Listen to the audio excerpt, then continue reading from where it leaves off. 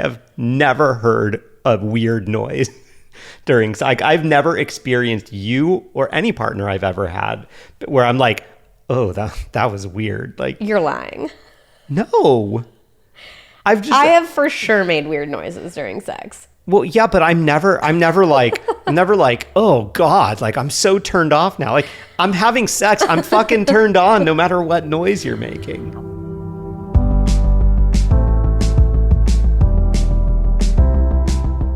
Hello and welcome to the Pillow Talks podcast. We're your hosts, Vanessa and Xander Marin. I'm a sex therapist with over 20 years of experience. And I'm just a regular dude. We share the ups and downs in our relationship while giving you step-by-step techniques for improving yours. Make sure you subscribe for your weekly double date full of totally doable sex tips, practical relationship advice, hilarious and honest stories of what really goes on behind closed bedroom doors, and so much more. It's the sex education you wish you'd had. Thanks to Cozy Earth for continuing to support Pillow Talks. Give the gift of a good night's rest with Cozy Earth. Get 35% off site-wide when you use code PILLOWTALKS at CozyEarth.com. Thanks to Green Chef, the #1 meal kit for eating clean, for their support of Pillow Talks. For Green Chef's best deal of the year, get $250 off with code PILLOW250 at greenchef.com/pillow250. Today, we are talking about silent sex. Silent. Totally silent. No talking, no sounds, just silence. Speaking of silence, Vanessa, what classic movie is this from? Be silent, be still. Be silent, be still. I have no clue. She's All That. What? It's when they go to, what's her name? Janie takes him to like the art house theater, and there's like this like performing arts thing, and oh man, classic scene. Cool. Classic cool scene. Story. Real cool. I was going to make a dumb joke about how the entire episode will just be silence. Just 1 hour of silence. So I guess we both have dumb intros for this episode. That actually would be a really good idea, because Vanessa and I have been sick. We've had COVID for a long time, and it has been a while since we've been able to record a podcast episode, and we are running up into needing to just put out a silent episode because we are literally out of episodes. We record a few weeks ahead, so we got a little bit of extra in the bank, and we just burned through all our extra. So we should have done that, just like silent sex, and then it's like just 60 minutes of silence, and at the end it could be like the TikTok voice being like, we will be back next week. Don't do this. Yeah, so if my voice sounds nasally to you, I apologize. I'm feeling quite nasally, but this is the first day that we felt good enough to attempt this. We're also in a new location. If you've been following along with our journeys on Instagram, we are renting a house for a couple of weeks while we do some work on our house. So we are in, I believe this is Pillow Talk's 4th location. It is. And we are also recording this episode in bed. We are. Yeah, the house that we were renting didn't really have a great spot for us to record the episode. And so I thought, you know what? This is Pillow Talks. Like, why don't we get in bed and record this? That'd be kind of cute. So yeah. And who knows? Honestly, I'm just listening to it in this room, and it's sounding a bit echoey. It is. I'm not sure that this is going to be the best sound quality of any episode we've ever done. We might need to move in. There's another bedroom that is carpeted and probably will not have this echo. So maybe next week. So back to the episode. We originally had the idea to do an episode about communicating during sex. And we started putting up some Instagram questions, asking people about their level of comfort with this. And one thing that came up over and over again from those questions was like, talking during sex? Like, we don't even make any noise. So we thought, you know what? I think we need to take a little step back here. Back to and basics. Talk about, more about just making noise during sex.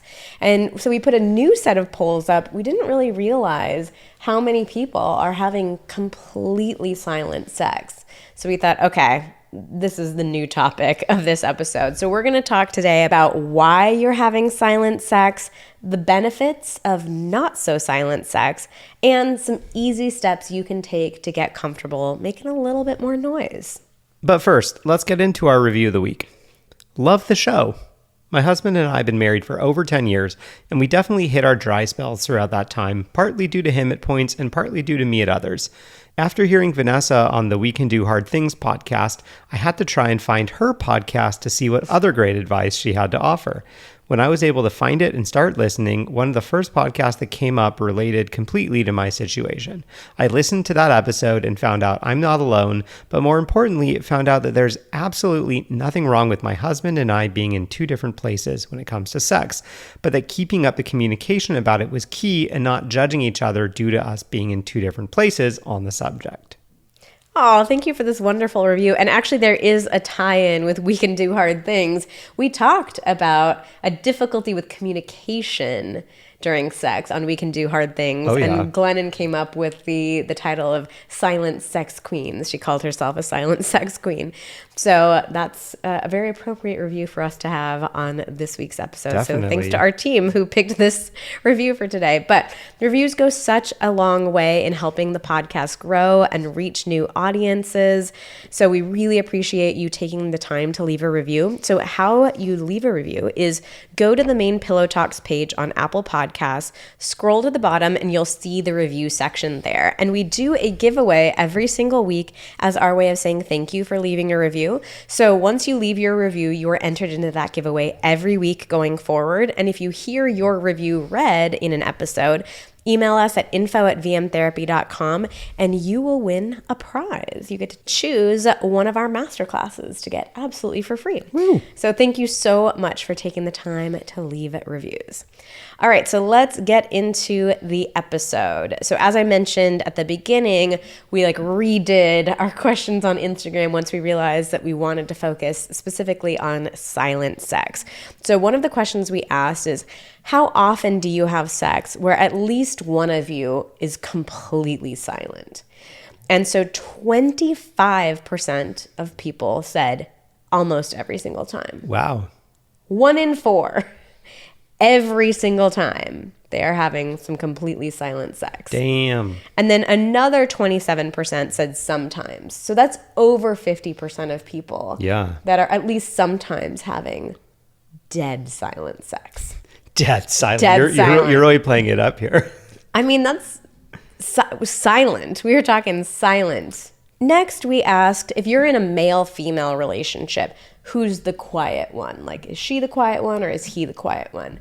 And I want to ask you, Xander, before we polled this, if I had asked you that, what do you think the gender breakdown would have been? Do you think men are more likely to be silent or women are more likely to be silent? I would have guessed the woman. I would have too. Yeah, by a long shot. But that is not what we discovered. Only 18% of people said that she's the quiet one. Wow. 13% said we're both quiet. 47% said he's the quiet one. So way more men are the silent sex queens after all. Yeah. Not women. I was pretty shocked by that. It was definitely not the gender breakdown that I was expecting to see. Oh, yeah, for sure.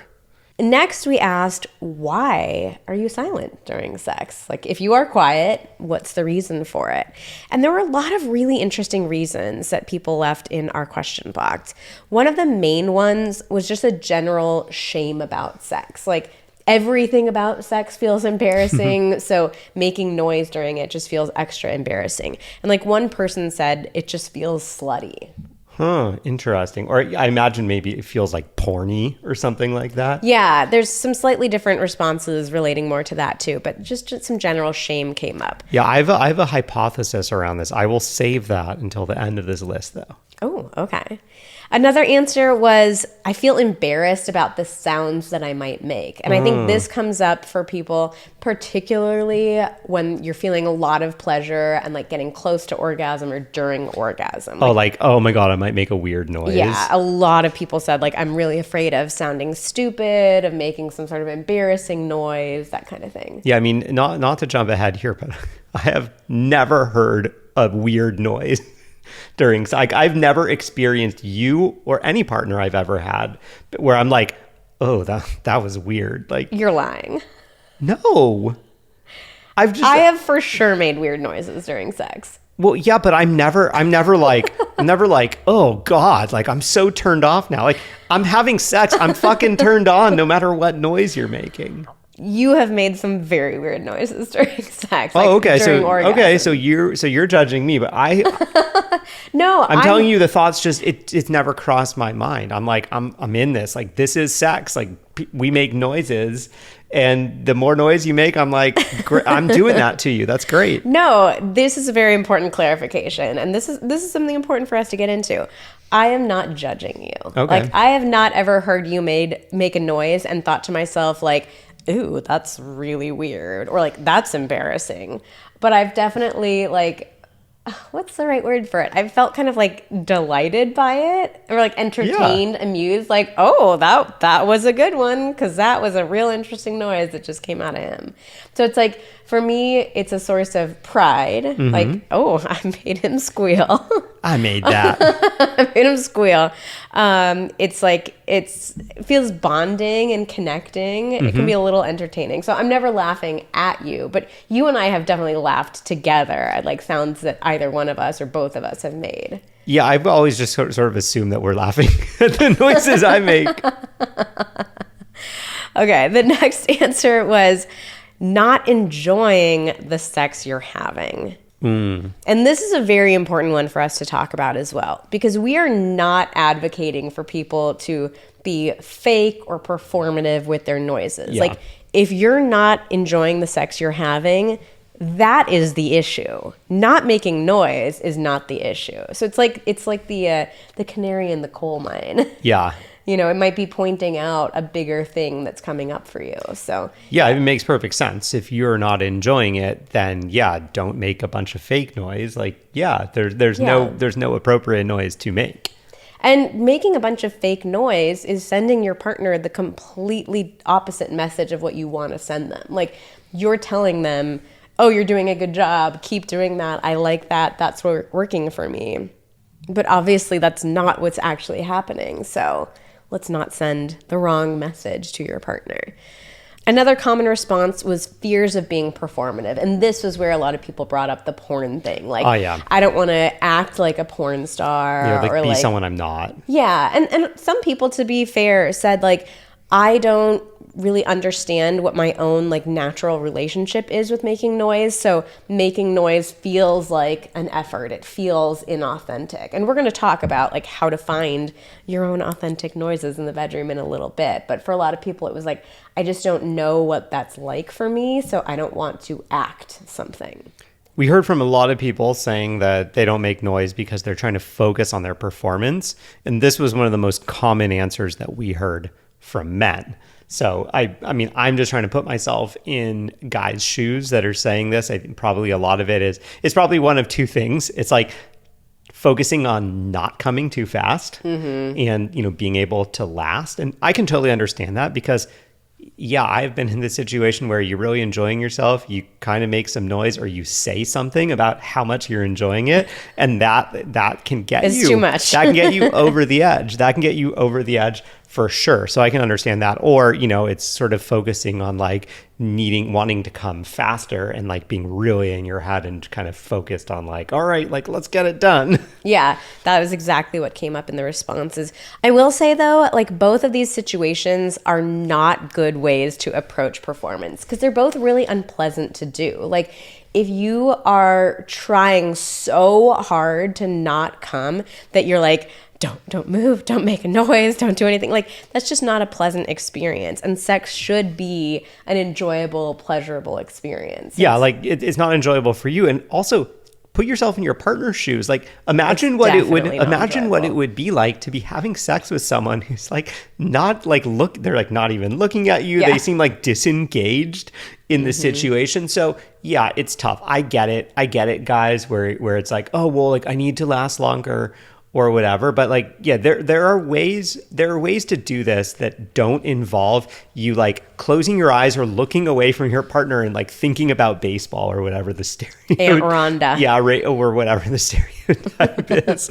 Yeah, there are other ways to do this, and we talk a lot about those ways in our guide, The Modern Man's Guide, which we'll drop a link to in the show notes. That's definitely worth checking out if you're finding yourself in this situation of like, I had never really considered what it might be like for my partner when I am totally disengaged because I'm trying not to come, or I'm totally disengaged because I am trying to come. Like, we go through step by step so many different strategies for getting past that and really being more engaged and enjoying the sex that you're having. Another common response was shyness, just feeling like it just feels awkward and it's not me and I don't know what to do. Then we had some logistical responses. A lot of parents said, we just have to be quiet for privacy reasons. Like, that makes sense. Yeah, they're like, we're worried about our kids hearing. We just don't have a lot of like sound privacy in our house. So we're quiet for that reason.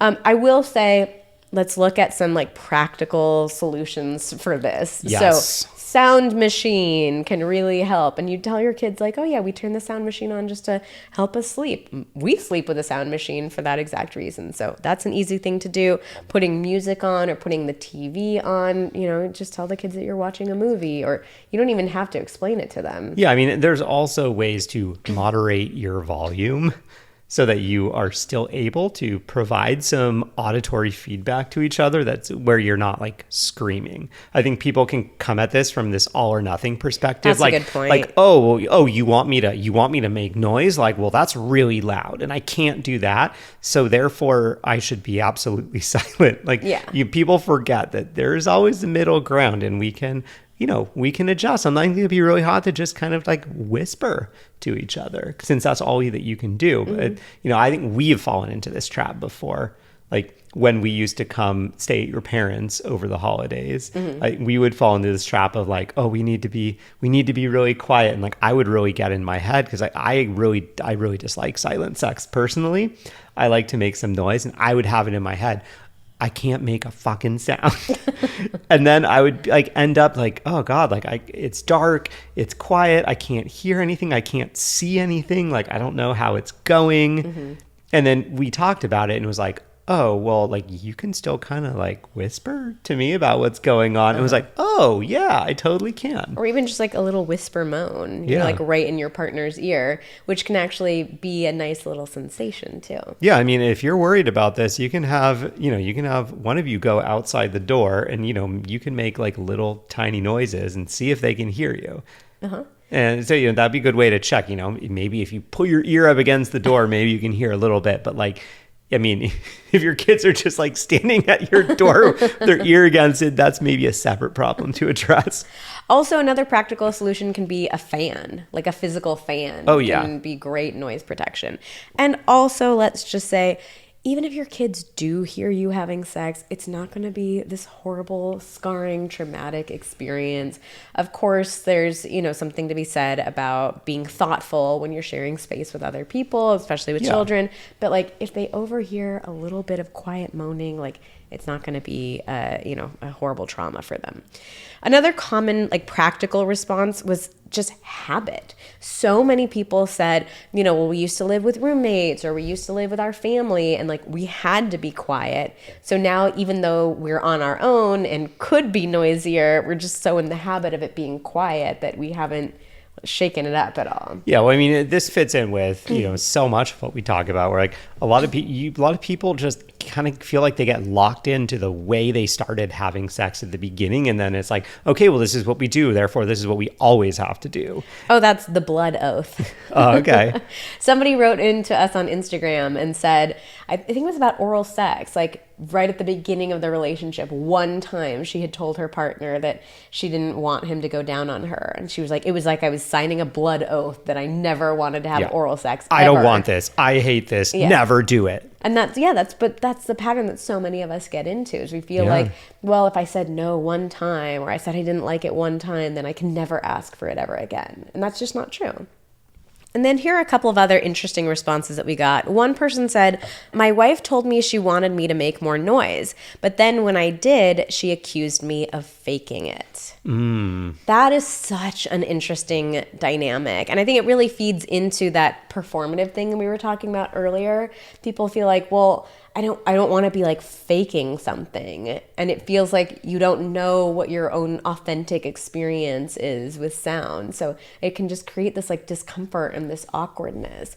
But I think if the wife was the one who had written in, I would love to share with her, like, look, you asked your partner to do something, but then you immediately shut them down by like criticizing the way that they did it. Yeah, it's like, oh, not like that though. Yeah, exactly. So whenever we're making a request of our partner, like we have to give them the space and the time and the patience to like figure out how to do it and to find the way of doing it that feels good to them. Yeah, I imagine that if you haven't ever made any noise or you barely ever make any noise and one partner does make a request, hey, let's make some more noise. If the other partner takes that seriously, then yeah, the first time they do it, maybe it is a little over the top because it's like you're thinking about it. As soon as you start focusing on something, we can very often like overemphasize it. It's like, oh, okay, yeah, noise. Like that's what I'm working on today. But I would imagine that, if you did it 5 times or 10 times, like you would ease into a much more natural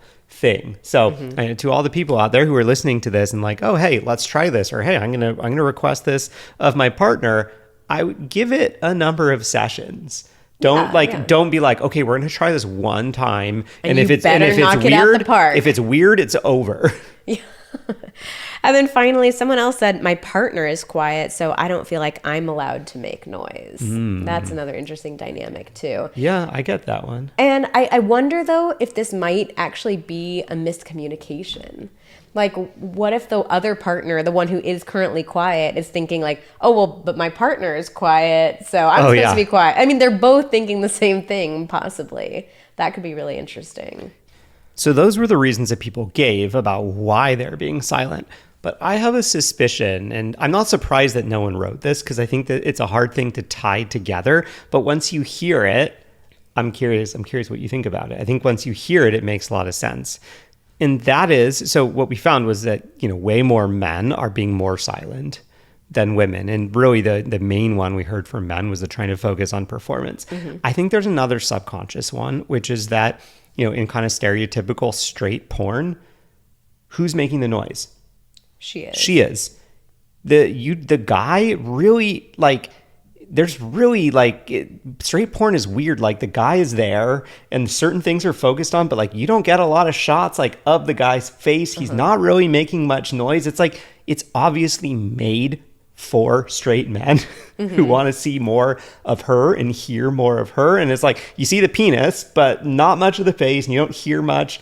There's not really a lot of spoken lines from the guy, right? So if you're a straight guy and that's kind of your introduction to sex, what you take away from that is it's like, oh, well, it's all about making her make the noise, or it's all about getting the show from her. There's not really, if you watch that, you're not really given a very good example of how you're supposed to show up.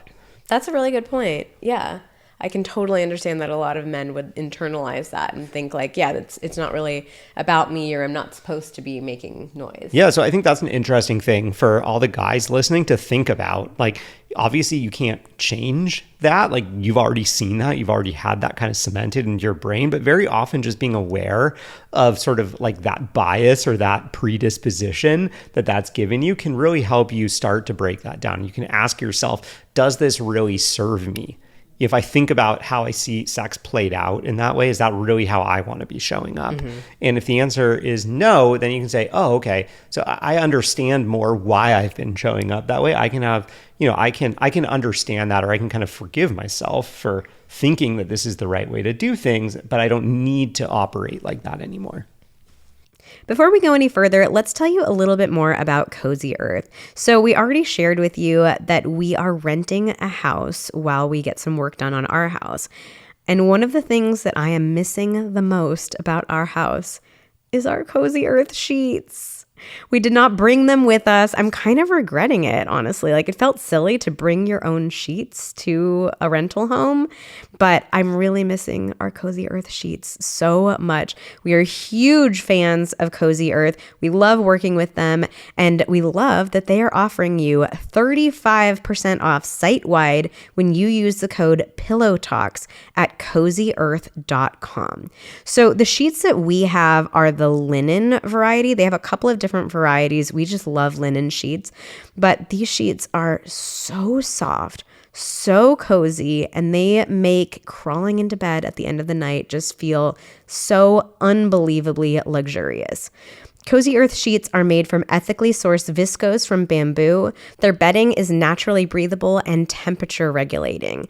They have been featured on Oprah's Favorite Things many, many times, and all of their products come with a 10-year warranty.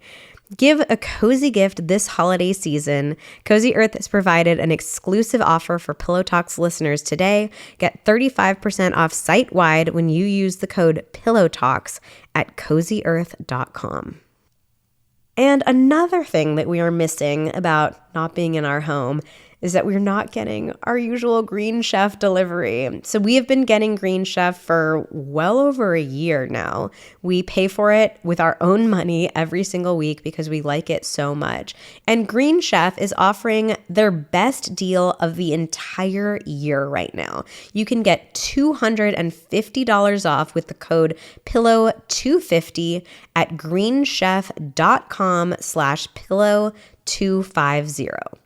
Green Chef is the #1 meal kit for eating clean. They have chef-crafted, nutritionist-approved recipes featuring fresh ingredients with nothing artificial.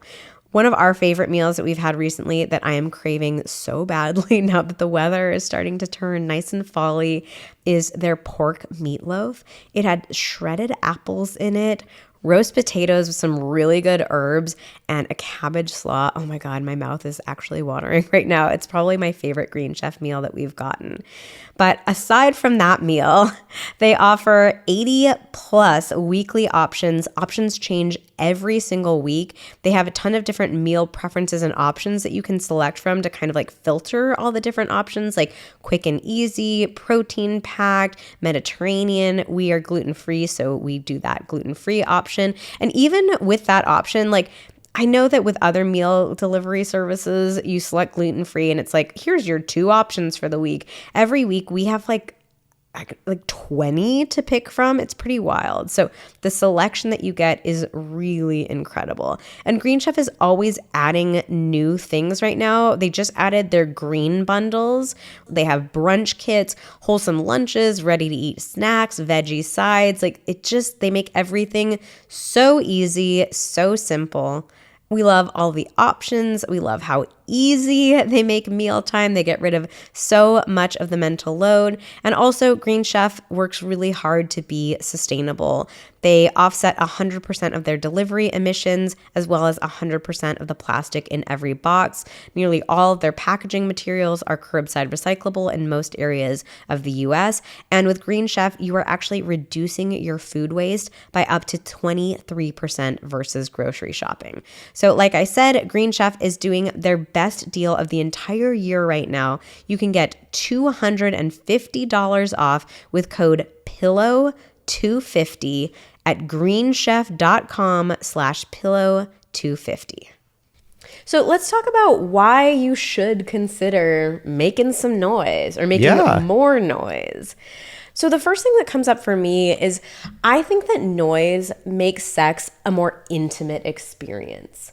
When you're making noise, it feels like you're actually there with each other, like more present with each other, in the moment with each other. It feels connecting. And I know that so many of the reasons people gave for why they don't make noise were around like being performative or being fake or phony or inauthentic. But I think that it really does the opposite. Like when we make noise, when we allow ourselves to just like let those noises come out, it makes for a much more intimate experience. Yeah, and I mean, hearing you kind of describe that whole thing made me wonder, like, what other activity in life that is like pleasurable or exciting or fun is there where like you are just totally silent.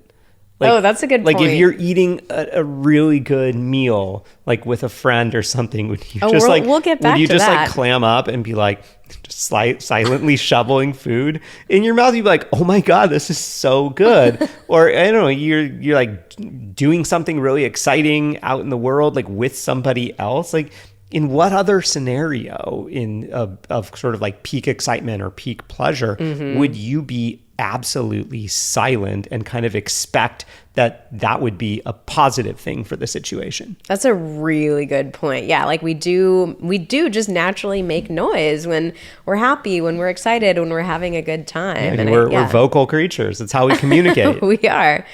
I think that noise also makes sex much more exciting. Like I think that when it is absolutely silent, it's boring.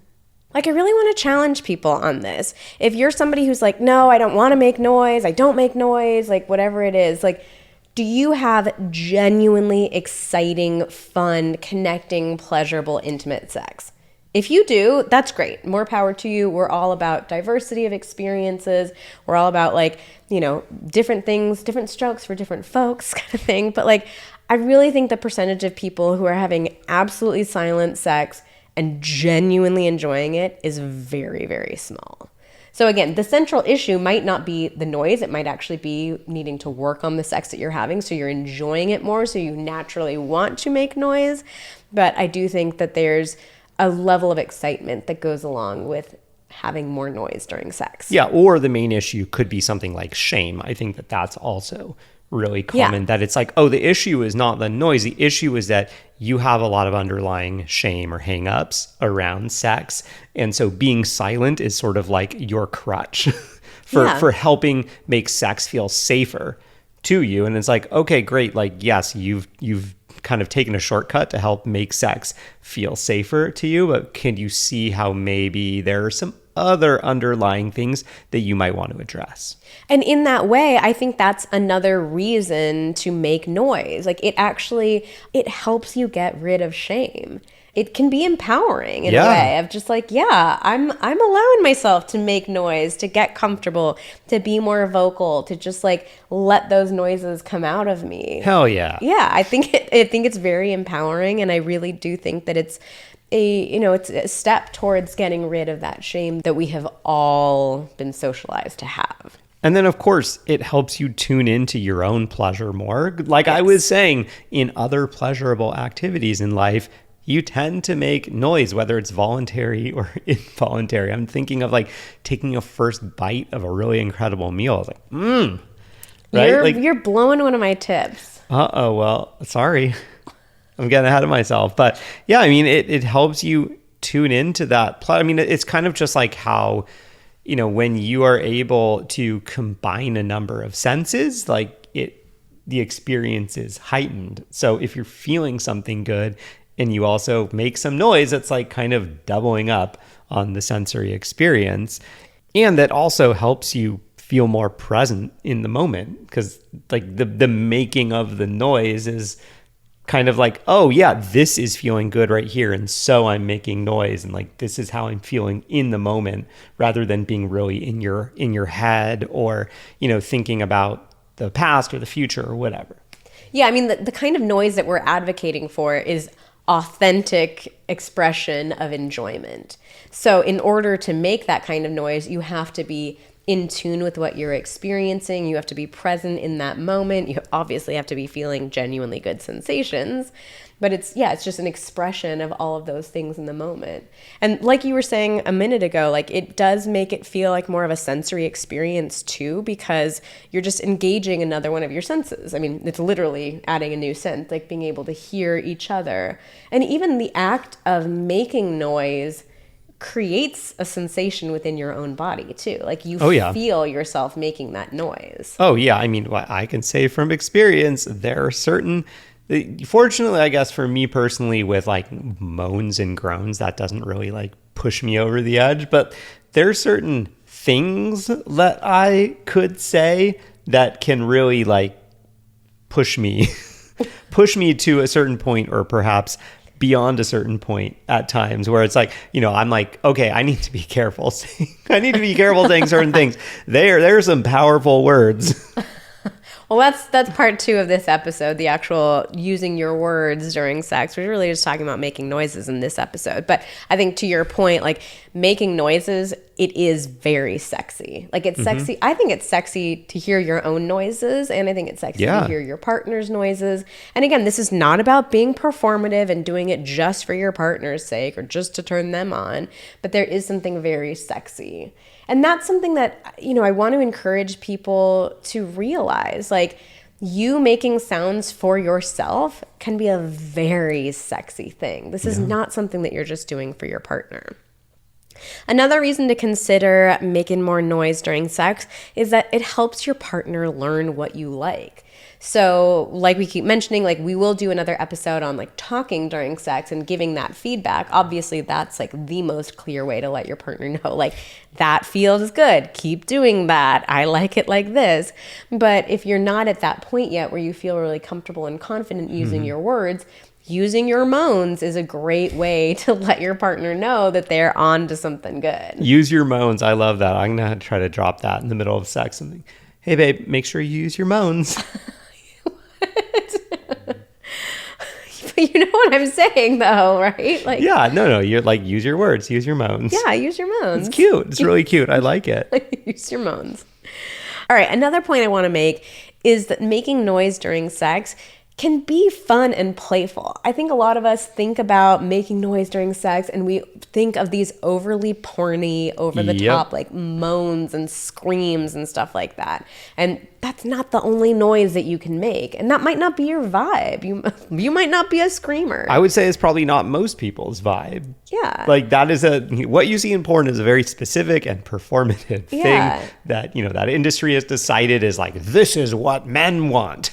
But yeah, the reality is, I think, 90% of people, I'm just throwing out numbers here. I would say 90% of people, that is probably not your authentic vibe. And that is just fine. Like, that's better. Like, your partner wants your authentic vibe. There's something really sexy about like, this is who my partner is. Yeah. So it's like, it's okay to be funny or playful or even a little bit goofy with your noises. Like, if you're a playful and goofy and silly couple outside of the bedroom, like bring that energy into the bedroom. I mean, sometimes you and I use our noises like in a kind of goofy way too. It's like a kind of like, like that kind of thing. Like, oh, you like that. And sometimes we laugh. Like we laugh often a lot during sex. I think that's one of the big points that we make often is like sex in general does not need to be a super serious experience every single time or like the entire duration of an experience. Like it's okay to make kind of like silly noises with each other. A lot of times couples have kind of like an insider language with each other, and like sounds can be a part of that. And like you can bring those sounds into sex too. It doesn't need to be screaming and porn moans the whole time. Yeah, just use your moans. Sound can also be very helpful in navigating orgasmic timing. Oh, yeah. So I know that most people have this idea in their heads that they want to orgasm at the same time. That's another episode for another day. But if you are not communicating about your orgasmic timing, there is no way you're going to make a simultaneous orgasm happen. Nope. So words are going to be the more preferable way to navigate this, but moans can also be a good way to make sure you guys are like kind of understanding how close are we both to getting to that like, point. oh, we're moving in the right direction. Because remember, one of our cardinal rules of sex is that everyone who wants an orgasm gets an orgasm. And the last reason, I kind of mentioned this one a little bit already, but moaning and making more noise during sex is a great first step towards getting more comfortable communicating with your words during sex. So we are big fans, big advocates of people talking during sex. Use your words, but a great first step if you're feeling shy is use your moans. Use your moans, then use your words. Learn to moan, then learn to talk. So let's talk about how do we get more comfortable making more noise during sex. So the first thing that came up for me is a little differentiation here. And this might sound nitpicky, but I think that this is actually very important. I encourage you not to think of it as making noise, but instead as allowing yourself to make noise. Or could I even say perhaps it's allowing the noise to come out of you? Sure. So again, I know it sounds nitpicky, but there is a big difference there. Like making noise, if you think of it as making noise, you're going to think of it as performative. Like, oh, I have to make some noises now to like turn my partner on or like make this seem like this sexy experience. But in reality, I think that what happens during sex when we are truly enjoying ourselves, when we are truly in the moment, sound naturally emerges out of our body. Yep. Yeah. We're not forcing it. We're not making ourselves do it. It's just coming out of us. Yeah. So it's turning it from an active thing, like, oh, I have to actively make noise, into a passive thing. It's just allowing this thing that's already there naturally to start to come out a bit more. Exactly. Our next suggestion might sound a little bit silly, but I think this is going to be very valuable, is to practice on your own. So when you're masturbating, experiment with allowing a little bit more noise to emerge.